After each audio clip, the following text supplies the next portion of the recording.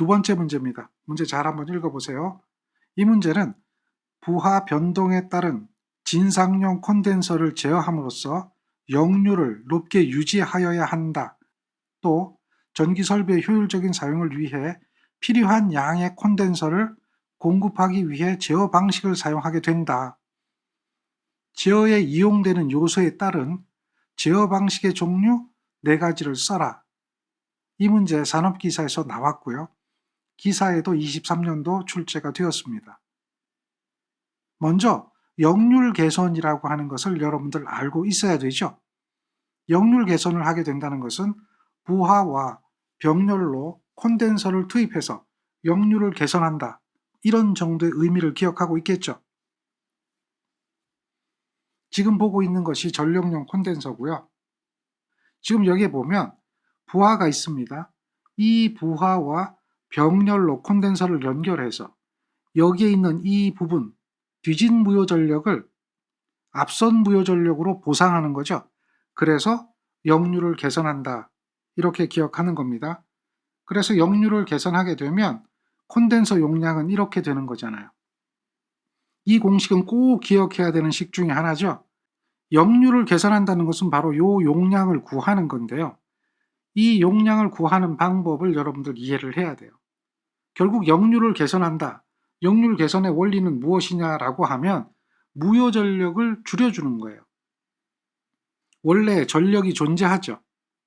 이런 전력은 피상 전력이라고 해서 이렇게 존재할 거 아니에요. 그리고 역률이 존재합니다. 이 역률은 개선 전이죠. 역률 개선 전입니다. 그래서 세타라고 하는 게 존재해요. 역률이 뭔지는 알겠죠? 피상 전력에 대한 유효 전력의 비, 이것을 역률이라고 하는 거니까요. 따라서 지금 이러한 피상 전력을 가지고 있다면 이 피상 전력이 유효 전력과 무효 전력으로 나눠진다는 거예요. 여기에서 지금 이렇게 된 것은 유효 전력이 되겠죠. 그 다음에 이렇게 된 것은 무효 전력이 되는 겁니다. 무효 전력은 PR이라고 하죠. 그리고 유효 전력은 당연히 P라고 하고요. 피상 전력은 PA라고 합니다. 여기가 직각이 되는 거죠. 그래서 역률이라고 하는 것은 여기에 있는 빗변분의 밑변, 이걸 역률이라고 하죠. 그래서 코사인 세타 1이라고 하는 것은 PA분의 P라고 표현이 되고 있어요. 얘가 역률이거든요. 그러면 유효 전력이 있다면 무효 전력도 반드시 있어요.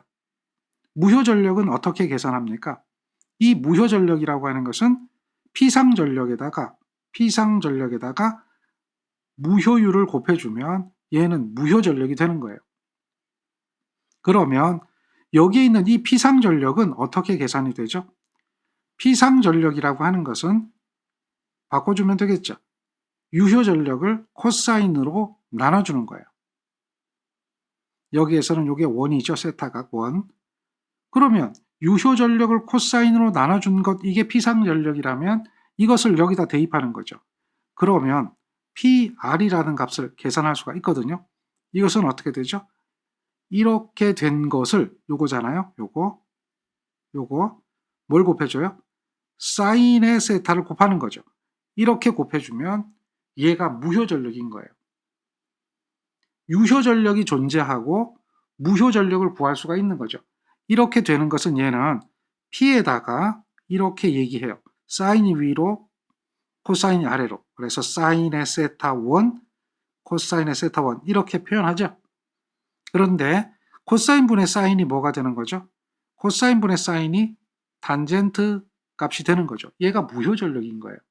그러니까 여기에 이렇게 전력이 존재한다면 이렇게 무효 전력이 존재한다라고 이야기할 수밖에 없는 거죠. 그런데 이 무효 전력은 실제 에너지를 소비하진 않지만 원래 소비하는 것은 유효 전력이잖아요.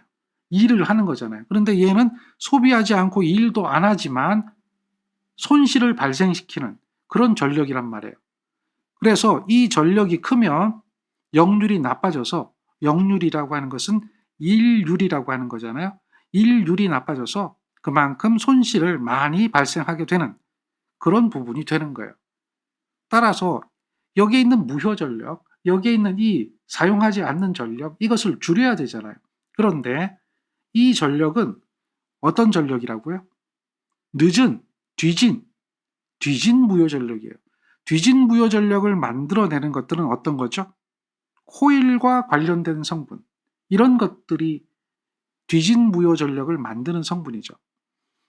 대부분의 부하가 다 이와 같이 모터나 코일로 이루어져 있어요. 다시 말해서 리액턴스라고 하는 건데 유도 리액턴스라고 하는 걸로 이루어져 있기 때문에 뒤진 전력이 생기는 거죠. 그래서 이것을 앞선 무효 전력으로 서로 상쇄시켜 주는 거예요. 앞선 무효 전력이라고 하는 것은 코일이 아니라 콘덴서입니다. 전류를 앞서게 하는 거죠. 이것을 상쇄시킨다. 여기서 이만큼 상쇄시키는 거예요. 요게 QC라고 하는 요 부분이 무효 전력을 상쇄시키는 거예요. 무효 전력을 상쇄시키는 이 QC가 그럼 뭐가 되는 거죠? 앞선 무효 전력이 된다는 얘기죠. 요걸로 상쇄시켜준다. 그러니까 뒤진 무효 전력을 여기에 있는 앞선 무효 전력, 이만큼에 대한 무효 전력을 빼주면 무효 전력이 얼마로 줄어들어요? 이만큼으로 줄어들죠. 그러니까 줄어든 무효 전력은 P는 일정하니까 P 탄젠트 하면 무효 전력이 되잖아요. 여기는 1이었거든요. 여기는 뭐로 되는 거죠? 2가 되는 거예요. 그러면 얘는 뭐죠? 여기에 있는 요만큼의 양을 뺀 무효 전력이 되겠죠. 그러면 피상 전력이 어떻게 됩니까? 이렇게 되면 피상 전력은 여기서 이만큼, 요게 피상 전력이 줄어들게 되는 거죠. 줄어들게 돼요. 그렇게 되면 유효 제곱, 무효 제곱을 루트 씌워준 게 피상 전력이 되는 거니까, 또 여기에 있는 요 값이 줄어들게 되니까 여기에 있는 이 코사인 값이 어떻게 되죠? 그만큼 1에 가까워지는 거예요. 코사인 세타는 항상 뭐예요? PA분의 P가 되는 거죠. 요거하고 요 크기가 같아질 때, 여기 각도가 0도가 될 때, 0도가 된다면 요 두 개가 같아지는 걸 의미하죠. 그렇게 된다면 역률이 1이 되는 거잖아요. 그러니까 1에 가까워지는 거죠. 세타가 작아지는 것은 1에 가까워지는 것이다. 그렇게 되면 역률이 개선이 되는 것이다. 이렇게 알고 있는 거죠. 그래서 여러분들이 여기에 있는 이 QC 값, 역률 개선용 콘덴서 용량의 크기 값을 구하려고 한다면 어떻게 구해야 돼요? 그러니까 여기 있는 여기 전체적인 이 값을 빼기 전, 개선 전 무효 전력에서 여기에 있는 요거 개선 후 무효 전력을 빼줘야 되겠죠. 이거 마이너스 이거를 해야 이것이 나오는 거죠. 그게 우리가 알고 있는 콘덴서를 구하는 식입니다. 여기 있는 이 QC 값을 구해보면 QC 값이 어떻게 나오냐면 이렇게 나오게 되거든요. 이것은 무효 전력 마이너스 무효 전력이에요. 방금 전에 여러분하고 같이 봤던 이 식, 얘가 무효 전력이라고 하는 것 우리가 알고 있죠. 그래서 무효 전력 마이너스 무효 전력의 식으로 구한다. 이렇게 기억하면 돼요. 그런데 여기에 있는 이 무효 전력은 얘는 뭐예요? 개선 전이에요. 그리고 여기에 있는 이 무효 전력은 얘는 어떻게 돼요? 개선 후가 되는 거예요.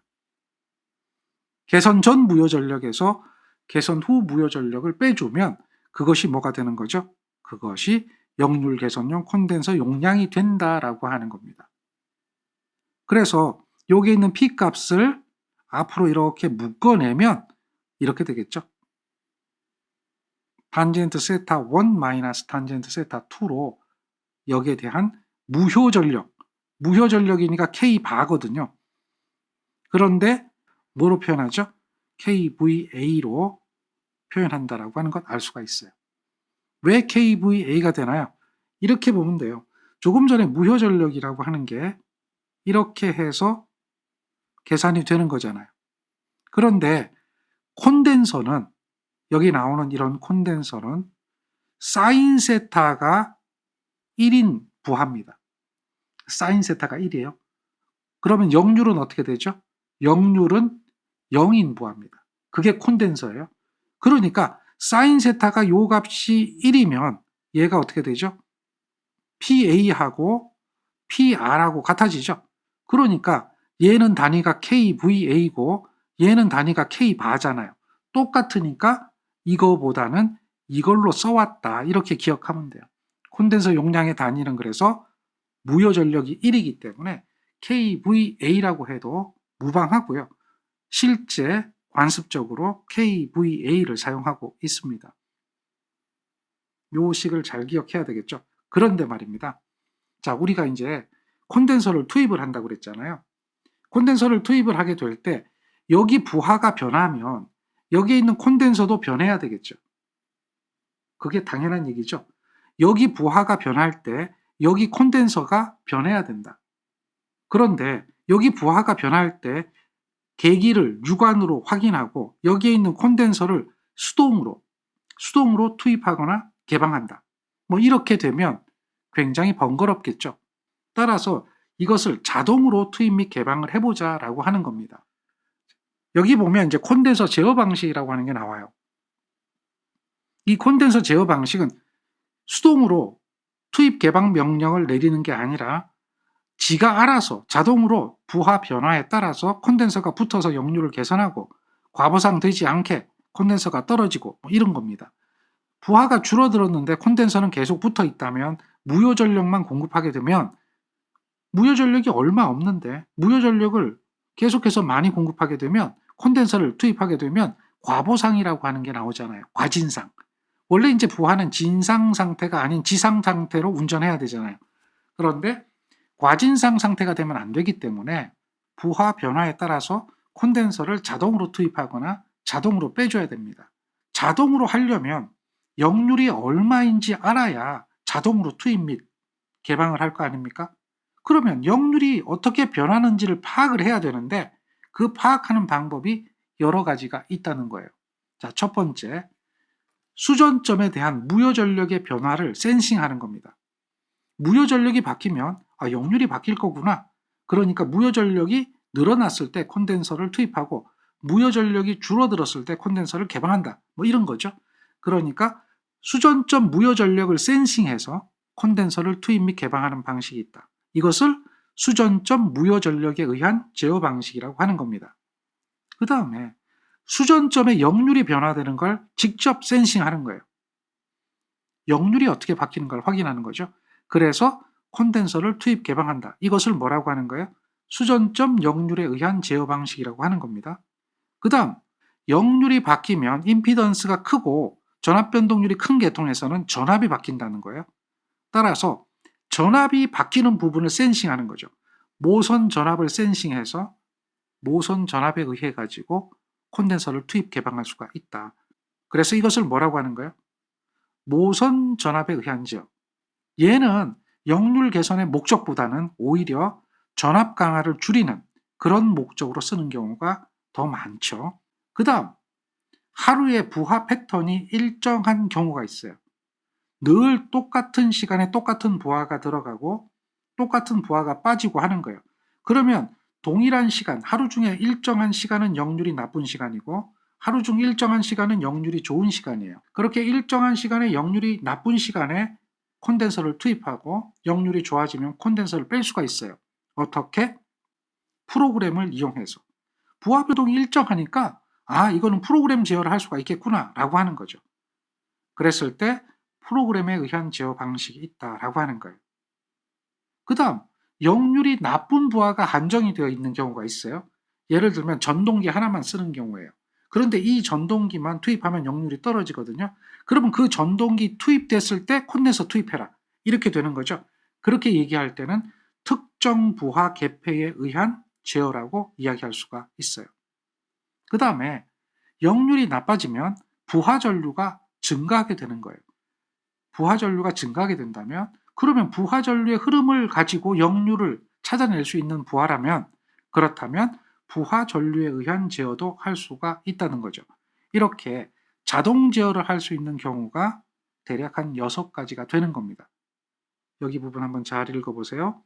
제어에 이용되는 요소, 여기에 따른 자동 제어 방식, 종류 6가지 중에 4가지만을 써라. 이렇게 이야기하죠. 그래서 수전점 무효 전력에 의한 제어, 수전점 역률에 의한 제어, 그 다음에 어떻게 되는 거죠? 모선 전압에 의한 제어, 부하 전류에 의한 제어, 그 다음 또 있어요. 프로그램에 의한 제어, 그 다음 특정 부하 개폐에 의한 제어. 이렇게 6가지 중에 몇 가지를 쓰는 거예요? 4가지를 쓰는 거예요.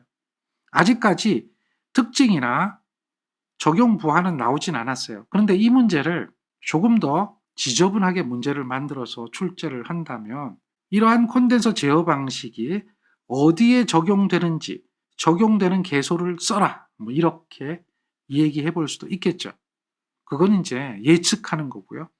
아직까지 그런 문제가 나오지 않았기 때문에 거기까지는 공부하지 않아도 될 것 같고요. 만약에 여유가 된다면 그런 공부를 한 번 정도 해보는 것도 괜찮겠죠.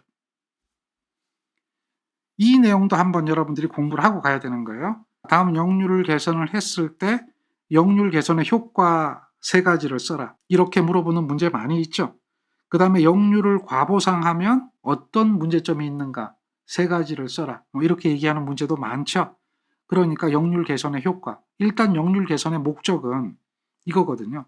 전력 손실의 경감이에요.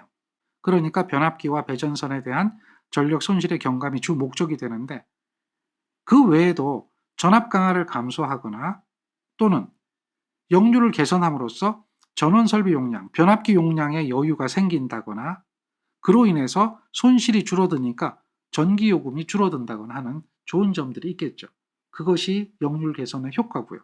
역률을 과보상하게 되면 역률이 나쁜 거하고 똑같아서 전력 손실이 생깁니다.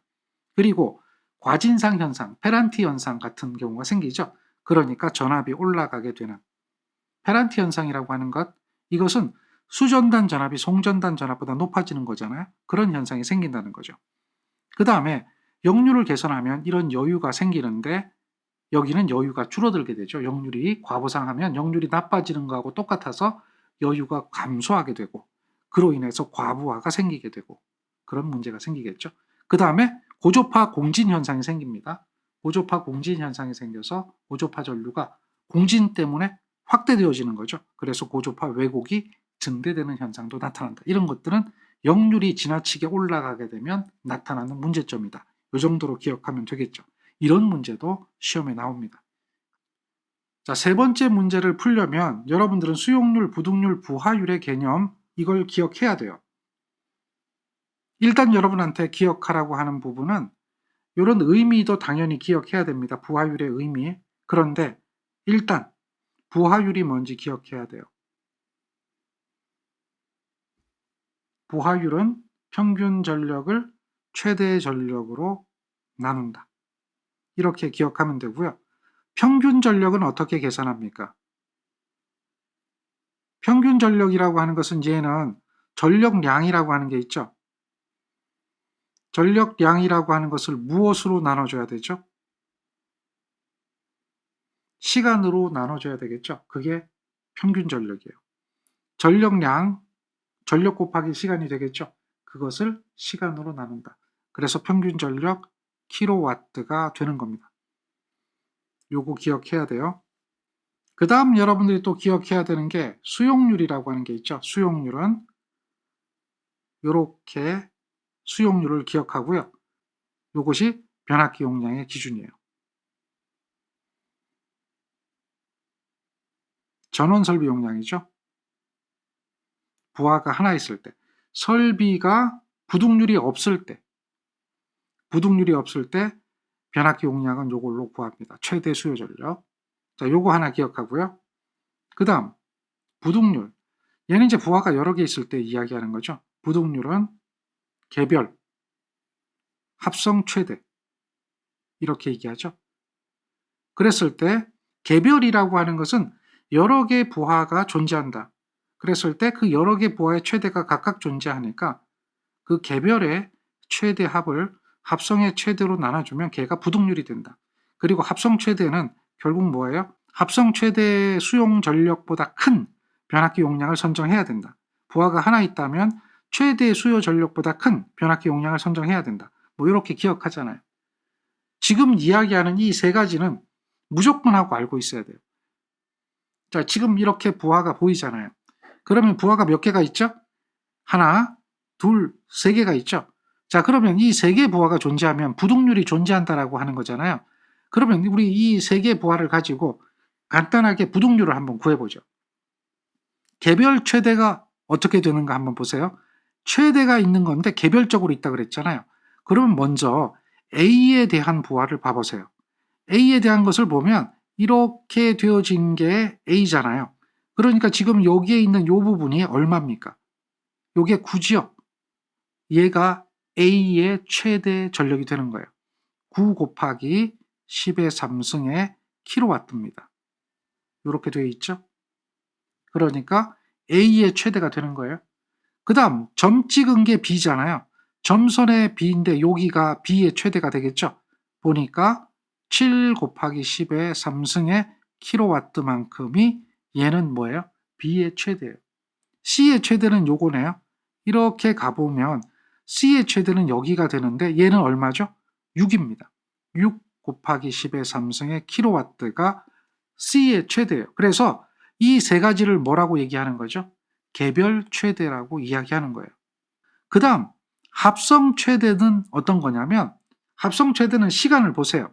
여기에 0시부터 1시까지를 보면 여기에 걸려있는 부하를 보면 2와 4와 5죠. 그러니까 2와 4와 5면 얼마예요? 10일이죠. 이렇게 같은 시간대에 최대로 걸리는 걸 합성이라고 하고 그걸 최대라고 하는 거예요.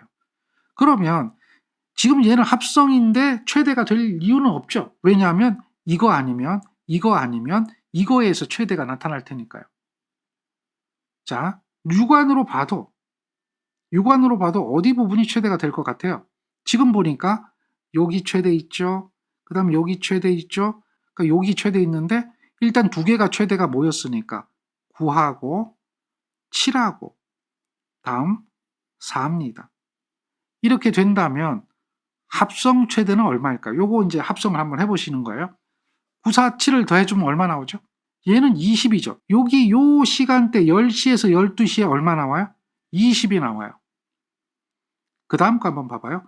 여기는 7이고요. 여기는 6입니다. 그리고 A가 떨어졌죠. A가 여기는 얼마죠? 5입니다. 그래서 5하고 6하고 7을 더해보면 얼마일까요? 이게 20 나오나요? 이게 20 안 나오죠. 그러니까 합성 최대가 되는 시간은 언제가 되냐면 10시부터 12시 사이에 요거 다 더해준 20이 합성 최대가 된다는 거예요. 그래서 합성 최대는 20 곱하기 10의 3승 킬로와트가 합성 최대가 되는 겁니다. 따라서 이 부하 곡선을 가지고 있는 이 변전소에 얘가 어느 변전소라고 했죠? 이 변전소의 부등률은 얼마냐? 이렇게 물어보면 요거 다 더해준 거, 그 다음 요거 이렇게 되겠죠. 요거 다 더해주면 얼마예요? 22잖아요. 요거는 20이잖아요. 그러니까 20분의 22가 되겠죠. 그게 부등률이에요. 따라서 이런 거에 대해서 부등률을 구하라. 이렇게 얘기한다면 부등률은 얼마인가? 개별 최대, 개별 9 더하기 7 더하기 6이 되겠죠. 개별 최대한 거, 이것을 합성 최대 이렇게 나눠주는 거죠. 얘가 뭐가 되는 거야? 부등률이 되는 거예요. 그런 개념을 여러분들 이해를 해야 되는 겁니다. 자, 이 문제 잠깐 한번 보면 이렇게 부하가 3개가 있다. 거기에 역률이 달라요. A는 역률이 100%, B는 역률이 80%, C는 역률이 60%라고 할 때에 다음 물음에 답하라 그랬어요. 그래서 이렇게 그림이 주어지고 이렇게 답하는 겁니다. 합성 최대는 구했죠. 10시에서 12시 사이에 얼마? 20. 요거는 구해드렸어요. 그 다음 부등률 구하시오 라고 했잖아요. 문제 뻔하기 때문에 그냥 부등률 구해버렸어요. 1.1 나오죠. 20분의 22. 요거 우리 같이 방금 구한 거죠. 그 다음에 부하율을 구하는 거예요. 부하율. 그런데 부하가 하나가 있으면 부하율은 간단하거든요. 부하가 하나가 있는 게 아니라 부하가 몇 개가 있죠. 여러 개가 있잖아요. 그죠? 부하율이 종합 부하율이에요. 이 종합 부하율을 구하는 방법은 부등률 구하는 방법하고 거의 같아요. 부등률 구하는 방법하고 거의 같다. 어떻게 구하냐면 종합 부하율이라고 하는 것은 부하율인데 종합이잖아요. 우리 부등률도 마찬가지죠. 합성 최대 전력분해 이렇게 하잖아요. 종합 부하율도 마찬가지요. 합성 최대 전력분해 그러잖아요. 그리고 부등률 구할 때 어떻게 했죠? 개별 최대 수용 전력의 합 그랬잖아요. 근데 여기는 뭐야? 개별 ABC입니다. 개별 평균 전력의 합입니다. 개별 평균 전력의 합. 이게 종합 부하율을 구하는 겁니다. 요게 세 번째 문제죠. 그러면 이 문제에서 여러분들 여기서 뭘 구해야 되냐면 각각의 평균 전력을 다 구해야 돼요. 각각의 평균 전력을 구하려면 그러면 어떻게 해야 됩니까? 전력량이라고 하는 것을 다 구해야 되겠죠. 이 그림에서 전력량을 여러분들이 구해야 돼요. 전력량이라고 하는 것 구하는 방법 잠깐 알려드릴게요. 이렇게 구하면 돼요. 여기가 전력이잖아요. 그 다음에 여기가 시간이잖아요. 그러면 전력 곱하기 시간 하는 거예요. 그러면 이렇게 계산이 되겠죠. 얘가 전력량이 되는 거예요. 그 다음 두 번째는 역시 전력을 곱해야 되겠죠. 그 다음 뭐예요? 시간을 곱하는 거예요. 이렇게 되는 것이 두 번째가 되겠죠. 이렇게 전력 곱하기 여기 전력은 얼마죠? 6이죠. 여기 시간은 얼마죠? 지금 보면 5시간이죠. 그러니까 이렇게 하는 거죠. 4시간 곱하기 3시간이죠. 이런 식으로. 여기는 4km, 2시간.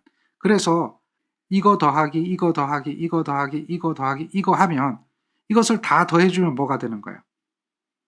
전력량이 되는 거예요. 그러니까 그 전력량을 어떻게 해줘야 돼요? 하루의 시간으로 나눠주는 거죠. 이렇게 구해야 얘가 뭐가 되는 거예요? 평균 전력이 되는 거죠. 그래야지만이 우리는 뭘 구할 수 있어요? 종합 부하율이라고 하는 걸 구할 수 있어요. 그러니까 이런 평균 전력을 계산할 수 있도록 연습을 해줘야 돼요. A, B, C 모두 동일하게 구하는 거예요. 자, 보세요. 이렇게 요거 보세요. 요게 전력량이 되는 거잖아요. 거기에 24로 나눠주면 얘가 뭐예요? 평균 전력이에요. 방금 여러분하고 같이 본 평균 전력이에요. 그래서 B도 동일하게 구하고 C도 동일하게 구해야 돼요. 그래야지만이 우리는 뭘 구할 수 있어요? 여기 있는 종합 부하율을 구할 수 있어요. 그래서 이거 다 구해지면 모두 다 개별적으로 더해주고 요건 합성 최대 1번에서 구했잖아요. 그러면 종합 부하율이 계산이 되겠죠.